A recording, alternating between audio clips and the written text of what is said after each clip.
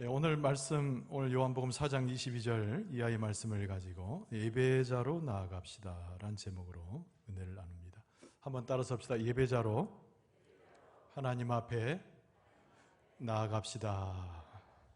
그렇습니다. 이 제목 하나가 오늘 성경 말씀 전체를 요약해주는 매우 중요한 말씀입니다. 우리는 각자의 신분에 상관이 없이, 각자의 처한 환경에 상관없이 우리는 하나님 앞에 설 때 절대적인 평등을 경험하게 되죠.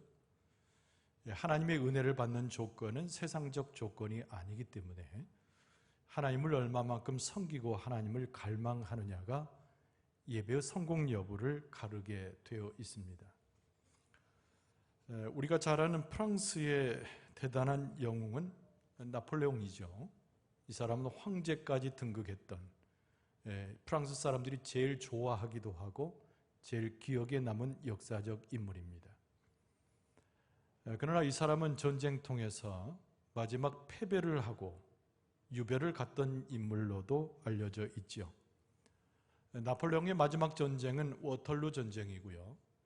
그가 거기서 창패하게 되었을 때 세인트 헬레나라고 하는 성에 유배되게 됩니다. 많은 사람들이 그 사람에 대한 관심도 많았고 그 사람의 삶은 어떤 삶이었는가 궁금해했습니다. 그래서 나폴레옹이 유배된 곳에 많은 사람들이 찾아갔는데요. 그 당시에 많은 사람들에게 소식을 알리는, 요즘 같으면 기자와 같은 사람들이 몇 있었어요. 이 사람들이 여러 가지로 나폴레옹을 만나서 대화를 하고 취재를 하고 그의 삶에 대해서 연구를 하게 되었습니다. 그런데 하나의 일화를 보면 너무나 소박한 나폴레옹의 모습을 보여준 일화가 있는데요.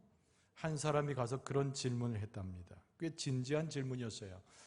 당신의 삶에 있어서는 황제로 등극하기까지 가장 가치가 있고 값졌던 생애가 어떤 순간이었느냐, 이런 질문이었던 거죠. 나폴레옹이 그 질문을 받고 한참 고민에 빠졌다고 해요. 자기 인생이 주마등처럼 스쳐가는 자기 일대기가 자기 마음에 그려졌기 때문일 것입니다. 사람들은 기대했어요. 그가 용맹을 떨쳤던 전쟁의 이야기일까? 아니면 황제로 등극한 다음에 권세를 누리던 시절의 이야기일까? 궁금했던 거죠. 근데 나폴레옹이 정작 꺼낸 이야기는 자기가 쫄병이었을 때, 자기 이름도 모르고 자기의 명예가 그렇게 높지 않았을 때 일을 오히려 회상했다고 합니다. 그러면서 이런 얘기를 했어요. 전투가 치열하던 그날 무슨 요일이었는지 기억할 수도 없으나 교회 종소리를 듣고 자기는 철모를 내려놓고 예배에 참석하게 되었다, 이렇게 이야기를 시작해요. 그러면서 많은 사람들의 틈에 끼어서 자기가 예배를 드리게 되었는데 젊은 사람 나폴레옹, 자기 자신은 그 예배 가운데 감격에 빠지고 말았다. 그러나 그가 유명인이 되고 황제로 오기까지 한 번도 하나님 앞에 예배하지 못함으로 자기는 실패한 인생을 살았노라고 회고했다는 거예요. 많은 사람들이 기대했던 화려한 인생 속의 한 이야기도 아니었고, 황제로 등극한 다음에 권세를 누렸던 그 시절에 그가 기억했던 값진 삶의 현장이 있었던 것이 아니었던 거죠. 무명한 자였으나, 젊고 사람들이 알아주지 못했으나 잠깐 예배를 드렸던 그 순간에 그가 감동을 먹었던 것이 바로 나폴레옹 황제의 아주 마음 가운데 기억될 만한 기억이었다는 것이 사람들에게 반향을 일으키고 충격을 주었다는 거예요. 여러분, 우리는 예배를 드릴 때 각기의 사람들을 보게 됩니다. 그러나 가장 불행한 유형의 사람들은요, 예배를 드릴 때 마음속에 기쁨을 갖지 못하는 사람의 유형이에요. 예배 가운데 하나님의 말씀을 들어도 찬송을 해도 무감각한 상태로 그 상태를 받아들이는 사람은 불행한 사람입니다. 대개 그런 사람들은 예배의 생활을, 시간을 마치고 나서 돌아서면서 이런 얘기를 하죠. 괜히 나의 시간을 낭비했구나라고 하는 자조 섞인 표현, 그것이 그 사람의 마지막 표현이 되는 것이죠. 영광의 예배고 하나님의 축복이 있었음에도 불구하고 그런 예배를 드리는 사람의 모습에는 그것은 한낱 괴로운 시간에 불과하게 된다는 겁니다. 여러분, 우리의 삶을 한번 돌아보세요. 지난 날 동안 우리는 수없는 많은 예배를 드리고 주 앞에 서 있었던 나 자신을 생각하게 됩니다. 그러면서 한번 헤아려 보세요. 내가 하나님 앞에 감격의 예배를 또는 눈물과 하나님께서 주시는 감동 가운데 예배를 드린 적이 과연 몇 번 있었는가 회상해 보라는 말씀입니다. 우리의 일생 속에서 가장 중요한 순간이 있다면 오늘 말씀에 비춰보건대 예배하는 시간인데, 예배만큼은 성공을 거두는 신앙의 모습으로 하나님 앞에 서 있어야 되지 않을까? 이런 질문과 스스로의 답변을 찾아보게 됩니다. 오늘 본문의 말씀에는 중요하게 하나님이 찾으시는 사람이 따로 있다는 것을 가르쳐주는 충격적 본문을 만나요. 하나님께서 모두를 사랑하시지만, 온 인류를 사랑하시지만 그들 중에 특별히 하나님이 찾으시는 사람이 있다는 거예요. 오늘 본문의 말씀은 뭐라고 답변하고 있습니까? 23절 하반절에 보면은 곧 이때라 아버지께서는 자기에게 이렇게 예배하는 자들을 찾으시느니라, 이렇게 돼 있어요. 하나님이 찾으시고 하나님의 마음에 두시고 하나님이 관심하시고 하나님이 축복 주기 위해서 예배시킨 사람들은 다른 자들이 아닌 오늘 말씀에 기록된 대로 예배하는 자들이라는 거예요. 오늘 이 시간 우리가 무엇을 하고 있습니까? 설교를 듣는 것이 아니라 하나님 앞에 예배하고 있고, 우리의 어떤 다른 생각을 갖는 것이 아니라 하나님 앞에 영광을 돌리고 있는 예를 갖춘 절을 하는 예배의 모습으로 주 앞에 서 있는 줄로 믿습니다. 하나님이 찾으시는 사람, 그것이 바로 여러분과 저고, 하나님이 복을 주시기 위해서 예비한 사람, 그것이 오늘 성경 말씀에서 증언하고 있는 하나님 찾으시는 우리의 모습임을 우리는 기억할 필요가 있습니다. 그런데 오늘 본문의 말씀은 무엇을 가르치는가? 하나님께서 찾으시는 사람이 예배하는 자들인데 과연 어떻게 예배함으로 하나님이 찾으시는 그 부르심의 응답에 확실하여 하나님 앞에 나아갈 수 있는가? 이 도전의 말씀을 우리에게 준다는 거예요. 예배하는 자들을 찾는 것은 분명한데 예배에 성공하는 사람들을 찾는다는 것을 또한 기억할 필요가 있습니다. 예배를 하는 사람, 예배를 드리는 사람을 찾고 있는데 예배를 통해서 하나님을 만나고 하나님의 영광을 취하는 사람을 하나님이 찾고 있다는 것도 우리가 기억해 볼 필요가 있어요. 오늘 본문의 말씀은 짧은 세 구절입니다. 그러나 이 속에는 예배를 찾는 자, 예배를 하는 자를 찾는 하나님의 심정과 그리고 예배하는 자의 올바른 태도에 대해서 오늘 말씀은 가르치고 있습니다. 여러분, 두 가지로 간단히 생각해 보려고 해요. 설교가 좀 짧을 수 있으니까 좀 집중해서 들을 수 있길 바랍니다. 첫 번째는 뭐냐면, 우리가 아버지께 나아가는 예배를 드릴 때 우리가 유념해야 할 것은 우리가 누구에게 예배하고 예배를 드리는가를 알아야 된다는 거예요.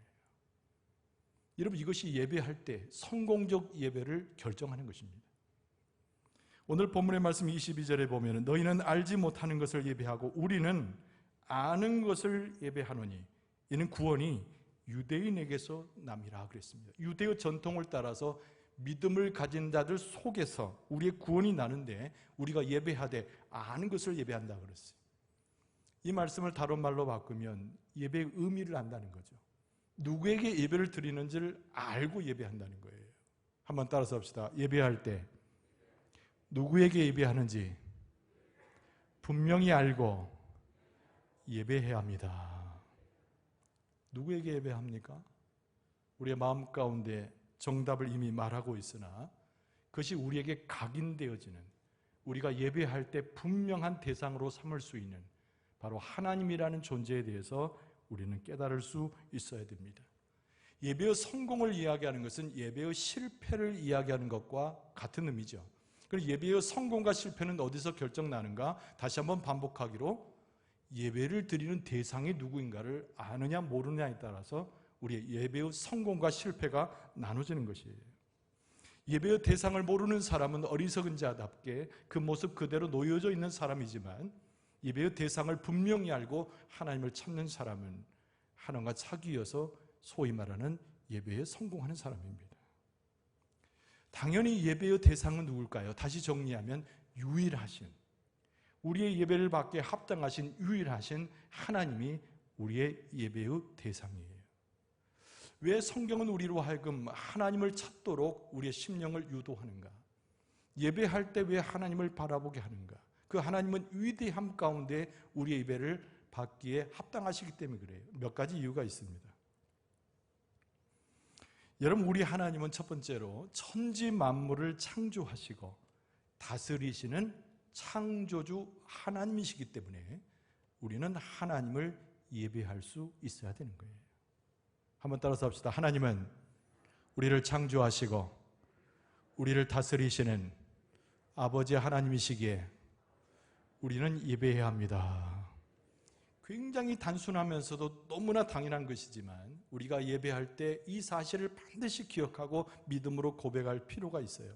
여러분, 지혜서라고 할 수 있는 전도서 12장 1절 상반절에 보면은 너는 청년의 때에 너의 창조주를 기억하라, 이 말씀이 기록되고 있습니다. 청년의 때라고 하는 것은 믿음이 있을 때라는 거예요. 하나님을 아버지로 인식할 때라는 거예요. 영을 분별해서 하나님 앞에 서 있는 시기를 가리켜 합니다. 나이가 청년의 때를 이야기하는 것이 아니라 우리가 영적으로 소송될 때 반드시 기억할 것은 우리를 지으시고 다스리시고 조성해 가시는 창조주 하나님을 기억해야 된다는 거예요. 이게 솔로몬의 지혜 가운데 우리에게 권고하는 것인데, 창조주 하나님은 우리에게 어떻게 그 창조의 역사를 이끌어 가는가, 이것도 역시 우리가 깨달을 필요가 있습니다. 여러분에게 제가 단명하게 아주 간결하게 표현을 좀 하고 싶어요. 여러분, 창조라고 하는 말을 사용할 때 두 가지 의미로 사용합니다. 아무것도 없는 상태에서 모든 세상을 만드신 것, 그것이 창조의 가장 기원적인 거예요. 우리가 창세기 1, 2장에 보면은 아무것도 없었습니다. 혼돈하고 공허했어요. 창세기 1, 2장에 보면, 1장 1, 2절에 보면은 아무것도 없는 겁니다. 그 가운데 하나님의 말씀 한마디로 세상을 창조하셨어요. 그것이 아무것도 없는 상태에서 하나님께서 피조물인 온 세계를 창조한 그 사건을 이야기합니다. 여러분, 그래서 히브리어로 이 창조라는 말을 두 가지 의미를 쓰는데, 첫 번째 히브리어로 뭐라고 말하냐면 아무것도 없는 상태에서, 아무 존재가 없는 상태에서, 아무것도 생각할 수 없는 상태에서 모든 것을 만드신 이 창조의 사건을 히브리어로 바라라고 얘기해요. 여러분, 기억할 만한 히브리적 표현입니다. 한번 따라서 할까요? 바라. 바라. 잘 좀 따라서 하세요. 바라. 외우기 좋죠? 바라라고 하는 히브리어 단어입니다. 이거는 창조란 뜻인데, 아무것도 없는 상태에서 하나님의 아주 훌륭한 작품인 세상을 만드신 사건이에요. 거기엔 우리도 포함이 됩니다. 우리가 창조주 하나님을 기억할 때 첫 번째 바라에 없는, 아무것도 없는 상태에서 온전한 것을 만들어내신 하나님의 역사, 그 가운데 우리를 포함한 거예요. 우리는 온전한 모습으로 창조되었습니다. 죄가 들어오기 전까지는. 그래서 우리가 하나님을 찬송하고 높일 때 우리는 온전한 심령을 가지고 내 심령과 내 영혼과 온 세계를 창조하신 하나님의 역사를 인정하고 하나님을 찬송할 수 있어야 돼요. 근데 이보다 더 중요한 개념 하나가 있는데, 그것이 뭐냐면 있는 것에서 새로운 것을 만들어내는 겁니다. 그것도 창조라고 우리말로는 그냥 번역해요. 있는 상태에서 새로운 것을 만들어내는 거예요. 눈치채셨겠지만 죄된 상태의 몸, 쓰러져가는 육체의 몸, 아무것도 아닌 존재, 멸망해야 할 존재지만은 완전히 바꾸어서 새로운 삶으로, 새 생명으로, 새로운 피조물로 바꾸는 역사, 그것도 창조라고 말해요. 그것은 뭐랍니까? 예수 그리스도께서 행하신 구원의 사건이죠. 그래서 헬라어를 씁니다. 헬라어를. 이 낱말을 뭐라고 말하냐면 아싸라고 그래요. 이상한 거 떠올리지 마시고 헬라어로 아싸. 한번 따라서 아싸. 아싸. 이건 더 훨씬 잘 따라서 하시네. 평상시에 뭐 이렇게 많이 쓰셨는가. 이 아싸라면 잘 기억되죠? 아까 히브리어로 뭐라고 되세요? 바라. 헬라어로 그렇죠. 아싸. 이 아싸란 말은 있는 상태에서 새로운 것을 또 만들어내는 거예요. 여러분, 고린도후서 5장 17절에 보면은 이 바울 사도가 고린도 교회에 편지한 그 말씀 중에 우리가 너무나 잘 아는 구절이 거기서 나와요. 그런즉 누구든지 그리스도 안에 있으면 새로운 피조물이라. 이전 것은 지나갔으니 보라 새 것이 되었도다. 이렇게 말하는 거예요. 이전 것이라고 하는 것은 실제로 있는 거잖아요. 근데 죄된 심령과 죄된 모습이기 때문에 구원받는 존재가 아니에요. 버려진 존재입니다. 죄 가운데 죽어가는 존재입니다. 쓰러져가는 존재입니다. 썩어질 존재이거든요. 영원과는 전혀 같지 않는, 기별하지 않는 바깥으로 내버려진 존재입니다. 그러나 예수 그리스도를 통해서 사도 바울이 증거하고 있는 것처럼 새로운 피조물, 곧 새 것이 되었다는 거죠. 이것은 예수 그리스도를 통하여 우리의 삶이 완전히 바뀌어지는 것을 이야기합니다. 창조된 거예요. 새로운 것으로 창조된 거예요.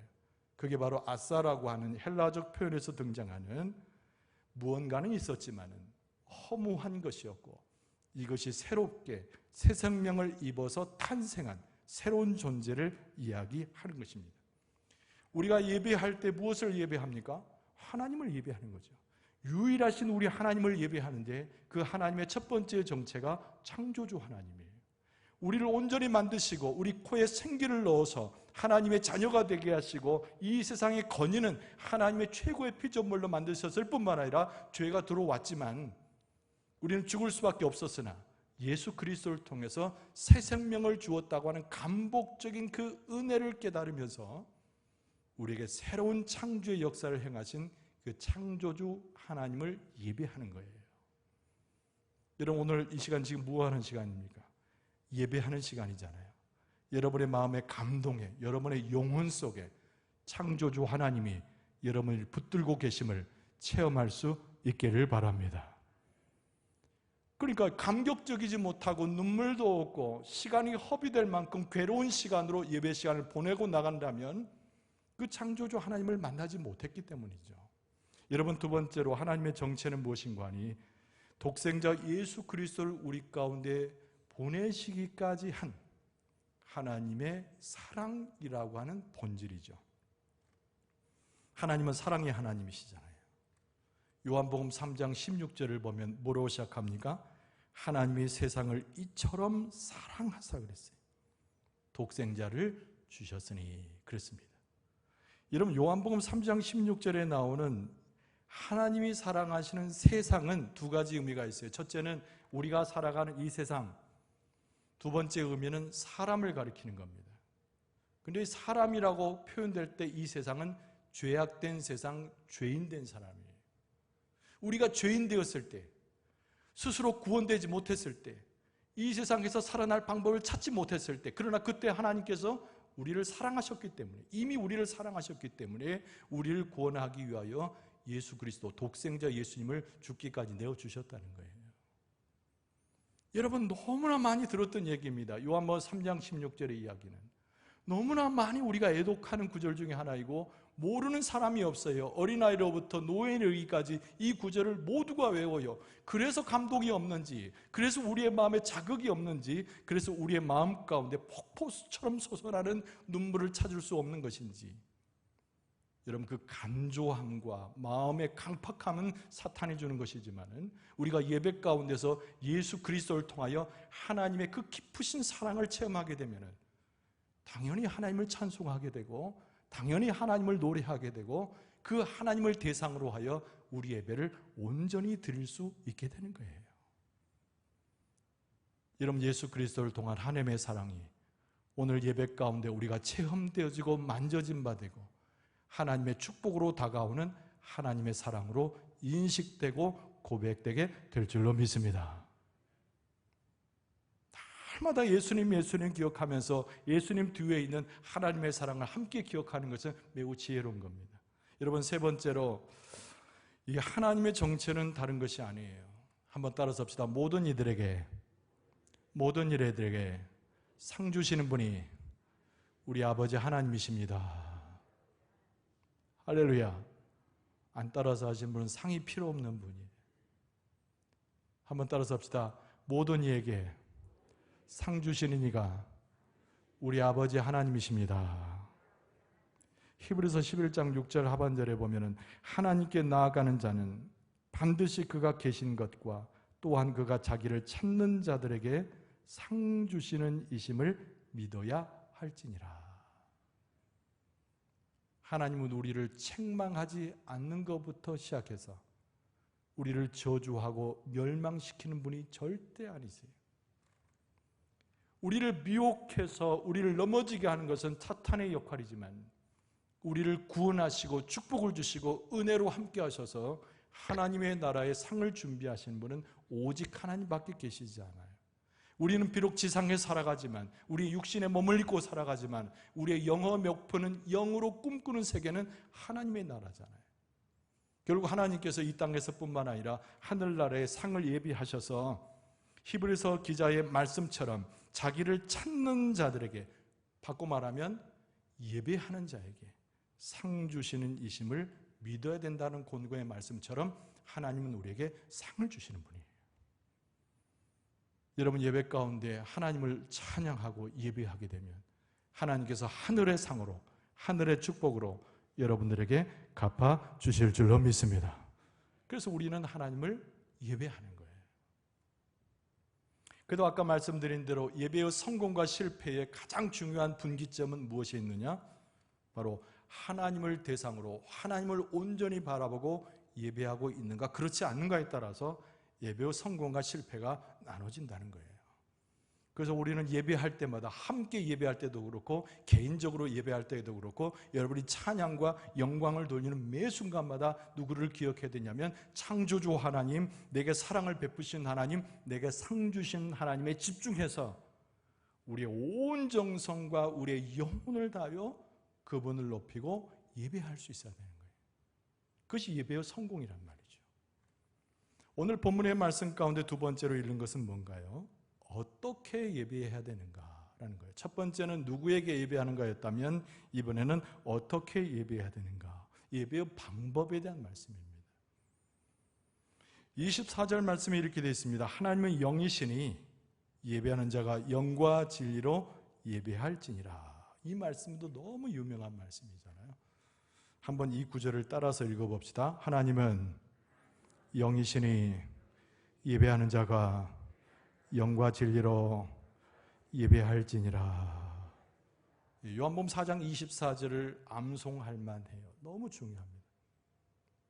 전에 번역서에는 신령과 진정이라고 이야기했지만 같은 의미입니다. 어원은 똑같으니까요. 하나님은 영이시라고 그랬어요. 그걸 전제로 하고 예배하는 자가 영과 진리라는 방법을 통해서, 그 수단을 통해서 하나님께 예배함이 예배의 성공을 결정하는 요소라는 거죠. 여기서 전제라고 하는 것은 하나님이 영이라는 거예요. 예수 그리스도는 원래 영이었으나, 하나님의 영이었으나 우리 가운데 육신을 입고 오셨기 때문에 오늘 분명히 24절에 말씀하고 있는 것은 성부 하나님임에 분명합니다. 하나님은 영이시라는 거예요. 근데 우리가 그 하나님의 영을 어떻게 알아봐요? 예배 가운데 하나님의 영을 어떻게 경험하느냐고요. 우리 예배가 하나님 앞에 성공되게 드려야 되는데 어떻게 영이신 하나님을 만나서 영이신 하나님을 기쁘게 하는 성공에 이르는 예배를 드릴 수 있단 말입니까? 그래서 예수님께서 친절하게 일러주시는 거예요. 첫 번째로 영으로 예배하는 거죠. 영과 진리니까 첫 번째는 영으로 예배하는 거예요. 근데 여기서 말하는 영은 두 가지 의미가 있습니다. 첫째는 성령이고 또 하나는 우리가 가지고 있는 영이에요. 그래서 그 말을 합하면 성령으로 충만한 우리 인간의 영으로 예배하는 거예요. 하나님은 영이시잖아요. 육체의 몸으로 서서 육체의 귀로 들으려고 하고 육체의 눈으로 보려고 하고 육체의 손으로 만지려고 했다가는 하나님을 만날 수가 없습니다. 우리의 더러움과 악한 것과 추악한 것을 가지고 와서는 하나님을 경험할 수 없어요. 하나님이 내 앞에 계셔도 인식할 수 없어요. 하나님이 날 만져주셔도 그 하나님의 역사를 체험할 수가 없어요. 그래서 오늘 분명히 말씀하고 있기를 하나님은 영이시기 때문에 예배하여 성공하길 원하는 사람은 성령의 충만함을 입은 인간의 영을 가지고 하나님 앞에 예배해야 되는 거예요. 이 말은 바꿔 말하면 하나님의 영의 하나님의 뜻을 이해하는 영으로 나가는 뜻이에요. 조금 어렵습니까? 고린도전서 2장 11절에 보면 사도 바울이 거기서 뭐라고 표현했냐면 사람의 일을 사람 속에 있는 영 외에 누가 알리오 그랬어요. 사람의 일, 사람의 속에 있는 영이 그것만이 알지 누가 알겠느냐. 근데 하반절에 뭐라고 됐냐면 이와 같이 하나님의 일도 하나님의 영 외에는 아무도 알지 못하느니라. 우리가 예배하는 가운데 하나님의 말씀을 듣잖아요. 우리가 예배하는 가운데 하나님을 만나잖아요. 하나님을 체험하잖아요. 하나님 앞에 결단하잖아요. 그러기 위해서는 하나님 영 앞으로 나가기 위해서는 하나님과 영과의 교제가 필요한데 성령의 도우심 없이는 불가능한 겁니다. 하나님의 영과 접촉해야 하나님을 알게 되고 하나님의 뜻을 알게 되고 음성을 듣게 되고 그 앞에 서는 것이잖아요. 그래서 성령이 필요한 거예요.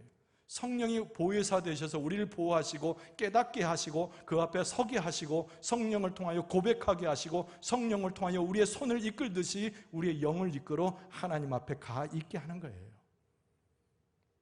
성령께서 불쌍히 우리를 여기셔가지고 우리의 영을 새롭게 하심으로 하나님께서 우리를 새로운 피조물로 만드셨듯이 그리스도께서 그것을 이루셨듯이 우리의 영을 새롭게 하고 정결케 해서 하나님의 영 앞으로 우리를 이끌어 주실 줄로 믿습니다. 그러니까 성령을 의지해야 되는 거예요.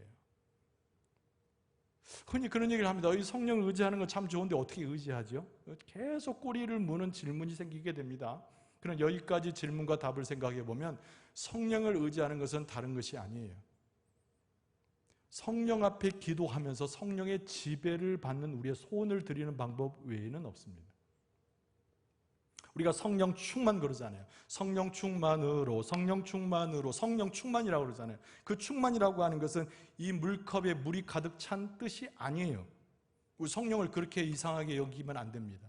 성령의 충만한 거라는 것은 인격적인 성령, 우리와 대화할 수 있고 우리와 함께 슬퍼할 수 있고 우리와 함께 웃을 수 있고 우리를 불쌍히 여길 수 있는 인격적인 그 성령이 우리를 지배하는 것이에요.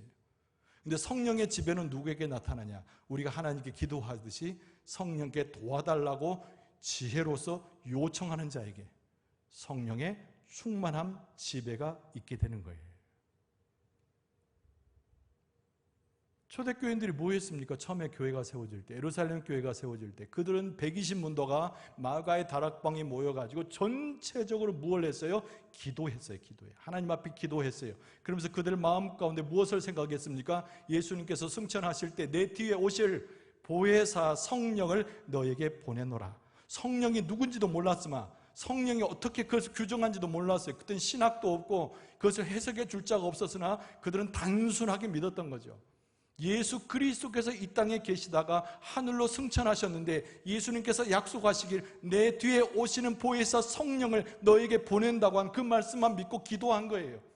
그랬더니 그 기도 가운데 누가 오셨어요? 성령이 오신 거죠. 성령이 각 사람 머리 위에 오셨고 입술이 갈라지고 그들 가운데 혀가 갈라지고 방언하기 시작하고 성령의 충만함, 곧 성령의 지배를 받게 되는 것이죠. 여러분, 우리가 예배를 드린다는 것은 단순히 나를 기쁘게 하는 것이 아니잖아요. 찬송가의 운율을 듣고 괜찮은 찬송이네 이렇게 평가하고 있는 모습 가지고는 예배를 드린다고 말할 수가 없어요. 저 사람 기도를 참 잘하네 그래서 아멘 해줘야지 여러분 그런 모습 가지고 기도하는 것이 아니에요. 영으로 예배한다는 것은 성령께서 나를 지배하셔가지고 예수님께서 약속하신 성령이 나를 지배하셔가지고 내 부질한 영을 아무것도 아닌 내 영을 하나님의 영 앞으로 이끌어가는 거예요. 근데 그렇게 가능한 것은 기도밖에 없다니까요. 그래서 여러분 예배 성공하기 위해서 주님을 만나서 기쁘고 감격적이고 내 삶의 변화를 이루는 예배 성공을 이루기 위해서는 성령이 나를 온전히 붙잡아 주셔야 되는데 여러분이 간구하고 소원하고 하나님 앞에 간구하게 될 때 성령께서 찾아오셔서 여러분의 심령을 붙들어주고 지배해주고 여러분의 영을, 여러분과 저의 영을 하나님의 영 앞으로 인도해 주실 줄로 믿습니다. 그 영을 만나게 해줘요. 그래야 하나님의 뜻을 성령의 영으로 분별하게 되고 성령의 역사를 통해서 하나님의 음성을 듣게 되고 예배라고 하는 그 자체를 통하여 하나님을 진정으로 만나는 사건이 일어나게 되는 거예요. 그 영어로 예배한다는 것을 단순하게 생각하면 안 된다는 것이 오늘 본문의 말씀의 핵심적 내용입니다. 그 다음에 무엇으로 예배합니까? 진리로 예배하라고 그랬어요. 이미 우리는 알고 있죠. 진리는 누구를 가르칩니까? 당연히 예수 그리스도를 가르치는 것이죠. 요한복음 14장 6절에 예수님께서 이렇게 말씀하셨어요. 예수께서 이르시되 내가 곧 길이요 진리요 그랬어요. 생명이니 나로 말미암지 않고는 아버지께로 올 자가 없느니라 말씀하셨죠. 예수님께서 분명히 말씀하신 거예요. 아버지께로 가고자 하는 자는 진리인 나를 통해서 가라, 그런 말씀이잖아요. 그러니까 오늘 본문의 말씀도 그런 거예요. 우리가 하나님 앞에 영으로 나아갈 때, 하나님의 영을 만나는 성공된 예배를 갖기 위해서는 영뿐만 아니라 진리를 통해서 예배해야 되는데, 예수 그리스도께서 진리가 되시고 길이 되시기 때문에 예수님으로 말미암아 하나님 앞으로 가야 된다는 거예요. 여러분께 한번 여쭤보고 싶어요. 여러분은 예수 그리스도를 나의 구세주로 고백하는 하나님의 백성들인 줄로 믿습니다. 여러분은 예수 그리스도 없이는 살아갈 수 없다고 고백하는 소위 말하는 그리스도인이요, 예수 믿는 사람들인 줄로 믿습니다. 그 예수 그리스도께서 우리로 하여금 하나님의 영이신 그 앞에 나가도록, 우리 예배가 성공하도록 예수께서 그렇게 도우신다는 것이 오늘 본문의 말씀의 핵심이에요. 예수님이 진리라고 하는 것은 간단히 두 가지로 생각해 볼 수 있습니다. 여러분, 그것은 뭐냐면, 예수님을 통해서 간다는 것은 십자가의 공로만을 의지해서 간다는 것을 이야기하는 거예요. 제가 예배 시간에 특송함을 한번 막 칭찬해주고 중창단했으면 좋겠다, 또 우리가 어떤 모습으로 많은 사람들에게 전도할 때 참 이 모양이 좋겠다, 수없이 이야기를 하지만은, 여러분, 매우 중요한 것은 우리가 하나님 앞에 예배할 때 인간의 육신적 방법을 통해서 하나님께 영광을 돌리는 것이 절대 아니에요. 무엇을 통하여? 예수 그리스도의 십자가의 죽으심의 그 공로 한 가지만 가지고 하나님 앞에, 그 영이신 하나님 앞에 예배로 나가는 것에 성공을 거둬야 되는 거예요. 여러분, 예수님 당시에 얼마나 많은 사람들이 있었습니까? 얼마나 많은 다양한 제사들이 있었어요. 그 중에서도 예배도 잘 드리고 기도도 잘 드린다고 수없이 표현하는 바리새인들이 있었죠. 지난번에 바리새인과 그리고 세리의 기도를 한번 설교한 적이 있는데, 여러분, 세리의 기도 속에는 자기의 통일한 죄의 고백이 있을 뿐만 아니라 예수 그리스도 그분만이, 그 십자가의 공로만이 나를 구원할 수 있다고 하는 세리의 고백이 담겨져 있습니다. 여러분, 누가복음 18장 13절에 뭐라고 되어 있습니까? 세리는 멀리 서서 감히 눈을 들어 하늘을 쳐다보지도 못하고 다만 가슴을 치며 이르되 하나님의 불쌍히 여기소서 나는 죄인으로소이다 하였느니라. 예수님께서 그 세리의 기도를 진정한 기도라고 인정해 주셨잖아요. 우리의 예배의 성공은 화려한 곳에 있지 않습니다. 순서가 감동적인 어떤 사건으로 주어졌다고 해서 예배가 성공하는 것이 아니라는 거예요. 다 그것도 정성 어린 곳에서 필요한 것이지만, 잘 고쳐서 아름다운 화색을 내는 찬양대와 그리고 잘 준비된 기도를 드리는 것도 중요하지만, 그보다 제일 중요한 것이 뭐냐면 예수 그리스도의 십자가의 피의 그 공로를 의지해서 내가 얼마나 하나님 앞에 불쌍한 존재인가, 내가 얼마나 죄인인가를 고백하는 그 그리스도를 따라가는 그 모습 속에서 예배의 성공 여부가 결정된다는 거죠. 우리에겐 좀 두려움이 필요해요. 하나님 앞에 섰을 때 두려움이 필요한 겁니다. 여러분, 구약 성경의 이스라엘 백성들을 우리가 많이 우습게 보잖아요. 패역한 백성이고 하나님 앞에 하도 쟁망 받으니까. 근데 이스라엘 백성들이 우리보다 훨씬 나은 점이 하나 있는데, 하나님 앞에서 두려워할 줄은 알았다는 거예요.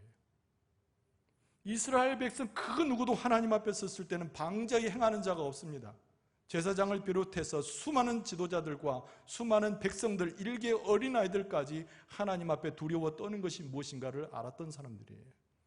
우리에게서 상실된 것은 무엇입니까? 모양은 좋아 보이고 아름다운 모습으로 예배하는 것 같으나 우리 안에서 사라져버린 것은, 세상의 두려움은 있으되 하나님 앞에서의 두려움은 사라지고 있다는 거죠. 예수 그리스도의 십자가의 보혈을 기억하는 사람은, 예수 그리스도의 십자가의 공로를 기억하는 사람은, 나는 죄인이었음을 철저히 고백하는 가운데 하나님 앞에 두려워 떠는 거룩과 경건이 필요한 거예요. 세리가 그런 사람이었습니다. 세리가 그런 사람이었어요. 물질로서 얼마든지 헌금할 수 있죠. 세리는 부자였기 때문에. 그 부자의 돈을 가지고 바리새인의 위치를 살 수 있었을지도 몰라요. 많은 사람들에게 베풀며 칭찬을 받을 수 있었을 수도 있을 거예요. 그러나 세리는 그런 기도와 그런 태도를 갖지 않기를 원했습니다. 하나님 앞에서 불쌍히 여겨달라고. 그 예수 그리스도의 십자가의 보혈 앞에서 자기를 드러내는 것을 부끄러워하면서 예수 그리스도를 통한 하나님을 두려워하는 심정을 가진 사람이 세리였다는 거죠. 그것이 예수 그리스도의 진리를 통해서, 십자가의 진리를 통해서 기도하고 예배하는 사람의 아주 중요한 방법인 거죠. 진리로 예배하는 것의 두 번째, 간단히 이 말씀만 보고 제가 마치려고 합니다. 예수 그리스도의 부활 승천 이후에 우리는 그 시대를 이어오고 있잖아요. 예수님 당시에는 예수님께서 공생기간을 사셨기 때문에 제자들과 함께하고 말씀을 나누고 먹고 마시고 천국 복음을 선포했지만, 예수님께서 십자가에서 죽으시고 다시 살아나셔서 부활 승천 이후에는 무엇이 열렸습니까? 교회의 시대가 열렸잖아요. 그리고 그 2000년의 역사를 우리는 쭉 이어오는데 우리에게 확장된 것이 있어요. 그것이 뭐냐면 예수 그리스도와 동행하는 우리의 삶이라고 하는 것에 대한 의미입니다. 그러니까 우리가 한 번 드리는 예배, 두 번 드리는 예배 성공하려면요, 우리가 평소의 삶 자체가 하나님 보시기에 합당한 삶을 살아야 예배에 성공할 수 있는 거예요. 그러니까 합당한 삶이라는 것은 다른 것에서 찾을 수 있는 것이 아니고 예수 그리스도와 동행하는 삶이 전제되어 있는 것이죠. 우리는 돌아보면서 우리 스스로에게 그런 질문을 해볼 수 있어요. 너는 얼마만큼 예수 그리스도와 교제하면서 사는가라는 거죠. 하루 중에 그분을 기억할 때가 있었는가라고 스스로에게 자문해 볼 필요도 있습니다. 내가 예수 그리스도의 말씀 안에 그 말씀에 순종하며 교제하며 살고 있는가? 여러분, 예수 그리스도와 더불어서 우리의 평소의 삶이 교제하는 삶이 아니라면 예배에 절대 성공할 수가 없어요. 우리는 죽었지만 다시 살아난 사람 아닙니까? 누구 때문에? 예수 그리스도 때문에. 우리는 그에 걸맞는 신분의 변화답게 과연 예수 그리스도의 십자가를 우리도 지고 헌신하고 있는가? 한번 물어볼 필요가 있어요. 편의의 시대, 편리의 시대, 사람들의 구미에 맞춰진 시대, 그게 어느덧 교회 안에 들어와서 모든 것이 그렇게 변하게 되어 있어요. 주님을 위한 것이 아니라 하나님의 영광은 전혀 생각하지 않지 사람에게만 아부하는 시대가 되었습니다. 우리는 과연 죽는 자에서 산 자로 바뀌어진 우리의 신분답게 과연 예수 그리스도의 이름으로 헌신되어 있는가? 이것이 여러분 예배의 성공을 가름하는 거예요. 마지막 하나는 뭐냐면 이 시대에 구별되어서 얼마나 정결한 심령과 삶으로 살아가고 있는가라는 거죠. 음란한 세대, 이것이 오늘의 시대를 표현할 수 있는 가장 적절한 표현입니다. 육체적인 것뿐만 아니라 영적으로 음란한 세대가 되어서 아무도 하나님의 역사를 인정하지 않는 세대가 되고 있어요. 그 가운데 우리는 과연 성령의 은혜 가운데 구별되어서 정결한 자로 서 있는가라는 거죠.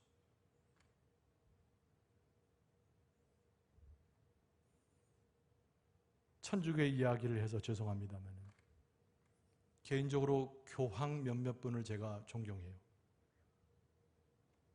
근데 근래 교황이 한번 조서를 내려가지고 신부들하고 수녀들에게 그렇게 이야기했답니다.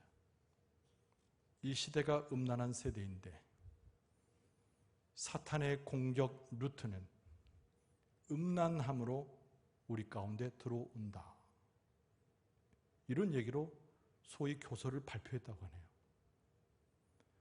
이 시대는 하나님을 무시하고 하나님을 떠나고 정결한 삶이 무엇인지 아무도 관심을 갖지 않는 그런 시대를 살고 있어요.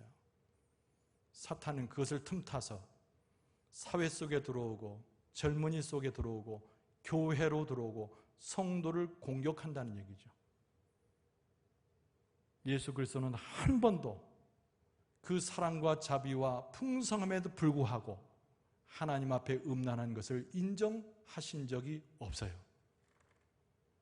구약 성경에는 율법으로 더 다스리고 가혹했을 뿐만 아니라 신약 시대에 넓어진 사랑조차도 그 그 음란한 세대를 품으라고 말하신 적이 없다는 거예요. 우리가 진정 예배에 성공하기 위해서는 예배 가운데 하나님을 만나서 우리가 성공하는 예배로 주님께 정말 하나님께 그 영으로 가기 위해서는 예수 그리스도의 진리를 통해야 되는데 이 시대를 거슬러 가는, 이 시대를 넘어갈 수 있는 그리스도인의 삶으로 주 앞에 서 있을 수 있어야 된다는 거예요. 여러분, 하나님께서 오늘 여러분과 제가 오늘 예배하고 있는데 오늘의 예배의 성공을 도우시고 인도할 뿐만 아니라 우리 평생의 삶에 하나님이 드리는 예배에 성공할 수 있도록 우리의 심령과 삶을 주장해 주실 줄로 믿습니다. 오늘 본문의 말씀에 주목하세요. 우리는 누구에게 예배하는가? 어떤 모습으로 예배해야 우리의 예배가 성공할 수 있는가? 성경은 두리뭉실하게 가르치지 않고 분명한 말씀으로 우리에게 제시하고 이 말씀에 순종할 것을 요구하고 있습니다. 하나님의 말씀에 다시 서서 하나님 앞에 진정으로 예배하고 영과 진리로 예배하고 하나님의 영으로 나아가서 우리의 모든 삶을 주님 앞에 드릴 수 있는, 우리의 모든 영혼을 주 앞에 예배로 드릴 수 있는 여러분과 저의 모습 될 수 있기를 주의 이름으로 축원합니다.